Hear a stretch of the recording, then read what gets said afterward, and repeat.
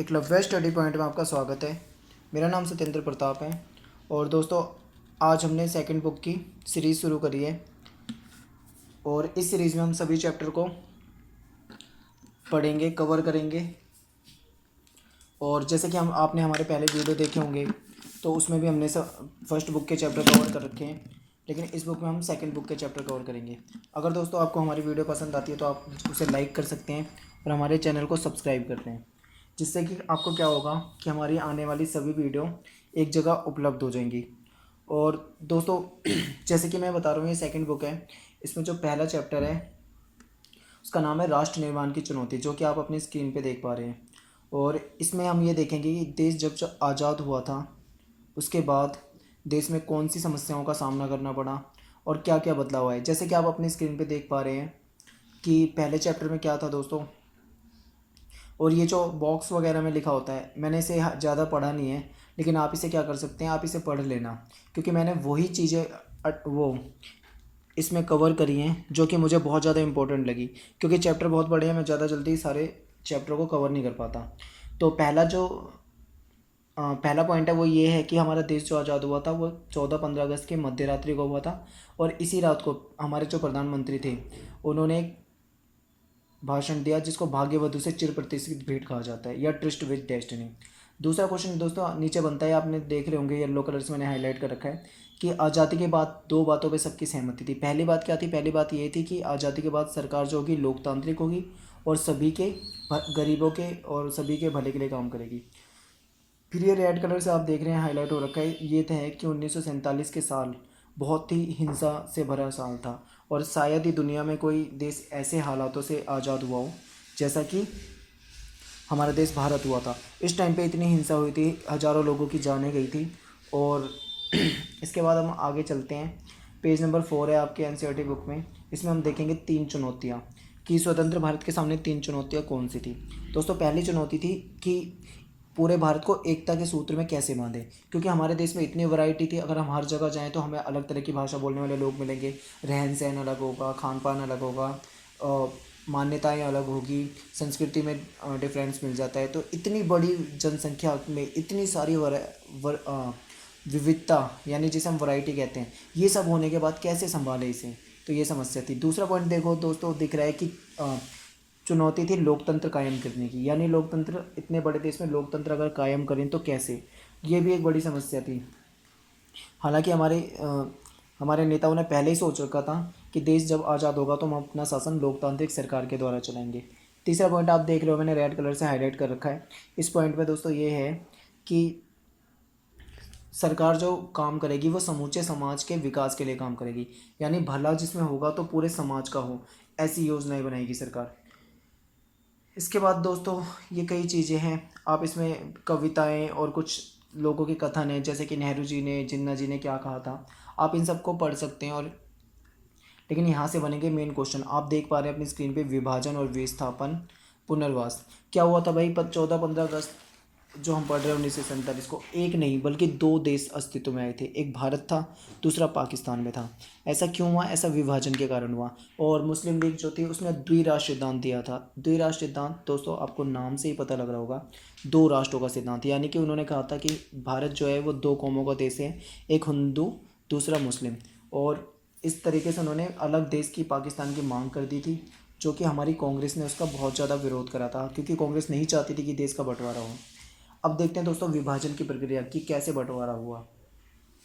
इसमें यह है कि भारत और पाकिस्तान नाम के 2 देशों में बांट दिया गया था इंडिया को, जो पहले इंडिया कहलाता था, ब्रिटिश इंडिया। और जो आधार बनाया गया था बंटवारे का वो धार्मिक बहुसंख्या थी, यानी जहाँ पे हिंदू ज़्यादा हैं वो हिंदुस्तान हो जाएगा और जहाँ पे मुसलमान चाहते हैं वो पाकिस्तान बना दी जाएगी। अब दोस्तों समस्या इसमें ये आ रही थी कि ऐसी पूरे देश में कहीं भी ऐसी आबादी थी नहीं जहाँ पे मुसलमान ना हो, क्योंकि मुसलमान तो पूरे देश में थे। और ऐसी जब देखा गया तो 2 जगह सामने, एक पूर्व में एक पश्चिम में। तो इस तरीके से जो पाकिस्तान बना वो 2 पाकिस्तान बने, एक पूर्वी पाकिस्तान, दूसरा पश्चिमी पाकिस्तान। तो दोस्तों इस तरीके से हम इसे जानेंगे। और अगर आप ध्यान से देखेंगे तो ये रेड कलर का मैंने हाईलाइट कर रखा है, इसमें आपको दिख रहा होगा कि खान अब्दुल गफ्फार खान, ये पश्चिमोत्तर सीमा प्रांत के निर्विवाद नेता थे। इनको इनकी जो प्रसिद्धि थी, सीमांत गांधी के नाम से बहुत प्रसिद्ध थे ये। इन्होंने क्लियर मना कर दिया था द्विराष्ट्र सिद्धांत के लिए, बिल्कुल ही उसके विरोधी थे, लेकिन इनकी भी बात किसी ने नहीं मानी। इसके बाद आप देखोगे तीसरी समस्या, इसमें क्या था भाई, पंजाब और जो बंगाल है इसके अनेक हिस्से में गैर मुस्लिम आबादी भी थी, यानी हिंदू या अन्य धर्म के लोग रहते थे। अब उनके बंटवारे में समस्या आ रही थी, तो बाद में आधार ये बनाया गया कि अब जिलों के आधार पे बांट दिए जाएंगे वहाँ पे। तो ये विभाजन बहुत ज़्यादा त्रासदी भरा था। समस्या यहाँ पे आ रही थी बंटवारे की, कि कैसे मतलब इन सारी समस्याओं को हल किया जाएगा। मध्य रात्रि तक तो ये फैसला ही नहीं हो पाया था। आज़ादी के अगले दिन अनेक लोगों को तो यही नहीं पता था कि वो भारत में है या पाकिस्तान में, और जब उन्हें पता लगा तो कई बार हिंसा भी भड़क गई थी, जिससे कि काफ़ी लोगों की उसमें जान गई थी। आगे देखते हैं दोस्तों, इसमें हम देखेंगे कि किस तरीके से अल्पसंख्यकों वाली समस्या आ रही थी। अब मैं पेज थोड़ा आगे बढ़ाता हूँ, इसमें आप देख पाएंगे। और इससे पहले मैं आपको बता देता हूँ कि ये जो बंटवारा था ये बहुत ही इस बंटवारा बहुत मतलब बेकार था। इसमें काफ़ी लोगों की जान गई थी, और कई मूवी वगैरह फिल्मों में ये सारी चीज़ें दर्शाई गई। अगर आपने गदर फिल्म देखी हो, या आपने भाग मिल्खा भाग, और भी कई फिल्में हैं जो देश की आज़ादी पे बनी हुई हैं, उसमें ये सारी घटनाएं हमें दिखा रखी हैं। इस पेज में देखेंगे दोस्तों हम कि अल्पसंख्यकों की जो समस्या थी वो सीमा के दोनों तरफ थी, क्योंकि अल्पसंख्यक दोनों जगह थे। अब पाकिस्तान में हिंदू लाखों की संख्या में थे, और हिंदुस्तान में मुसलमान। अब एकदम से कैसे इनको इधर से उधर किया जाए। बाद में ये हुआ कि इनको चंद घंटे की मोहलत दी गई कि जल्दी से जल्दी तुम हमारा देश खाली कर दो। अब ये लोग अपने ही देश में, अपनी ही ज़मीन पे विदेशी बन गए थे, क्योंकि जहाँ पे ये सदियों से खेले बड़े हुए, जहाँ पे उनके पुरखे रहते थे, परिवार रहता था, अब वही चीज़ उनके लिए अलग हो चुकी थी, और अपने देश में वो विदेशी बन गए, और बंटवारे के चक्कर में उन्हें ये सारी चीज़ें छोड़नी पड़ी। तो दोस्तों अब देखेंगे हम विभाजन का परिणाम, कि विभाजन का क्या परिणाम हुआ। विभाजन जो था आकस्मिक था, अचानक से स्थानांतरण, और अनियोजित था, कोई प्लानिंग नहीं थी। अचानक से धर्म के नाम पे एक समुदाय के लोगों ने दूसरे के समुदाय के लोगों को पर हिंसा करनी शुरू कर दी। इस चक्कर में भी लोगों को अपनी जान बचाने के लिए भागना पड़ा। आप ट्रेन के ऊपर देख पा रहे हैं इस पिक में कि किस तरीके से लोग अपनी जान बचाने के लिए ट्रेन के ऊपर बैठकर भी मतलब एक तरफ से दूसरी तरफ जा रहे थे। अब मैं नेक्स्ट पेज में दिखाता हूँ दोस्तों आपको।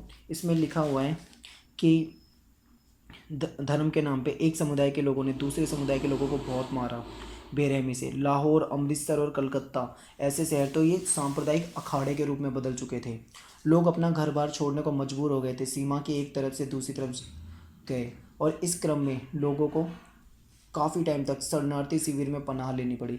कई बार तो सालों तक, एक एक दो दो साल तक उन्हें शरणार्थी शिविर यानी रिफ्यूजी कैंप्स में रहना पड़ा। कई लोगों ने पैदल चलकर यात्रा करी थी, और महिलाओं को किडनैप कर लिया गया था, अगवा कर लिया गया था, उनसे जबरन शादी की गई, उनके साथ बहुत ज़्यादा गलत हुआ। और कई लोगों ने तो घर की इज्जत बचाने के लिए खुद ही अपनी बहू बेटियों को मार डाला। तो ये एक दर्दनाक हादसा कह सकते हैं हम इसे, कि कितना ज़्यादा मतलब हम चंद लाइनों में पढ़ लेते हैं और ख़त्म हो जाता है, पर हम जस्ट मतलब इसके थोड़ा सा भी अगर इसके बारे में सोचें तो उनके साथ कैसा हुआ होगा, जो जिन्होंने ये हाहाकार अपनी आंखों से देखा होगा और जिन्होंने इस चीज़ को झेला होगा। तो दोस्तों ये बहुत ही दर्दनाक कहानी थी हमारे देश में विभाजन की। इसके बाद देखेंगे हम इसमें कि शरणार्थी शिविर में इन्हें रहना पड़ रहा था, मजबूरन इनको यहीं पे रहना पड़ा। और इसके बाद मैं आपको दिखाता हूँ, ये जो बॉक्स में दिख रहा होगा आपको, मेहमान नवाजी में कसर। इसमें ये है कि जो दंगाई लोग थे उन्होंने क्या करा था, ट्रेन को, चलती ट्रेन को रोक लिया और लोगों को वहाँ से खींचा, और जो उनके धर्म के थे उनको तो हलवा पूड़ी और ऐसी चीज़ें खाने को दी, लेकिन जो उनके धर्म के नहीं थे उनको तलवारों से मारने काटने लग गए। तो आप ये सोच सकते हो कि मतलब इंसानियत कितनी ज़्यादा यहाँ पे गिर चुकी थी, और लोग मतलब कितने ज़्यादा एक दूसरे के दुश्मन बन चुके थे। और आप इसमें देख पा रहे हैं आगे, मैं से थोड़ा सा और स्लाइड को आगे बढ़ाता हूँ, यहाँ से कुछ क्वेश्चन बनेंगे।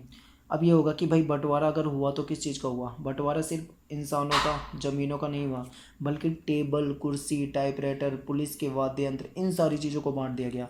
और यहाँ तक कि सरकारी जो कर्मचारी थे, रेलवे कर्मचारी, उनको तक बांट दिया गया। विभाजन के कारण लगभग 80 लाख लोगों को अपना घर छोड़ना पड़ा, और 5 से 10 लाख लोगों की तो जान ही चली गई। और विभाजन के बाद